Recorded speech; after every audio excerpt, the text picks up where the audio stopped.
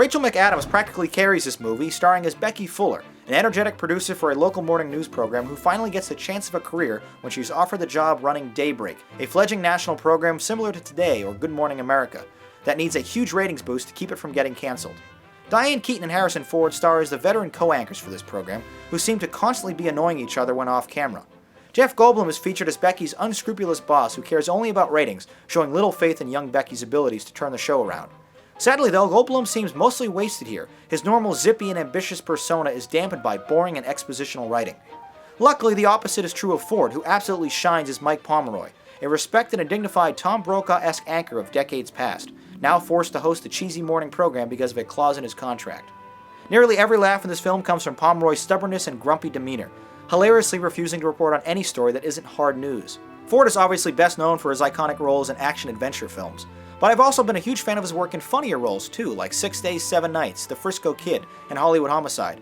All movies which, unfortunately like Morning Glory, didn't perform very well at the box office. Opposite Ford's scene-stealing charisma is Diane Keaton, who, similar to Goldblum, receives little to do in this story and is mostly present just to give Ford someone to make fun of. At its heart, though, this film is Becky's story of self-discovery and determination, leaving her small town behind to attempt a fast-paced career in New York television, with her adversarial relationship with Pomeroy serving as the emotional backbone of the story. Relying on an almost excessive use of musical montage, we are witness to the show within a show, as Daybreak goes from a nearly cancelled program in 4th place to a hilariously over-the-top show that uses stunts and gimmicks to compete for ratings. Feeling mostly like a fun, lighthearted romantic comedy, sans most of the cheesy romance, Morning Glory does plenty here to keep you invested in these characters for 107 minutes, but the film hesitates to really do anything original, staying well within the confines of its genre. While I attended Emerson College in 2007, I served as director of Good Morning Emerson for a semester, a live morning news show that felt just like Daybreak. So I, for one, really got a huge kick out of this film's sarcastically affectionate portrayal of the TV news industry. But I'm not certain the same holds true for everyone. In any event, Morning Glory is heartwarmingly amusing, but hardly original. Well, those were my thoughts on Morning Glory. Now let's see what you had to say in the YouTube comments.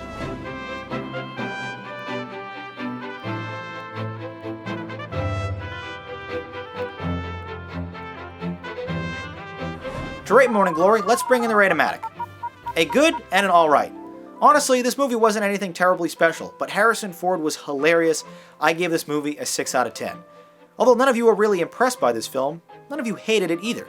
You scored it a 5 out of 10.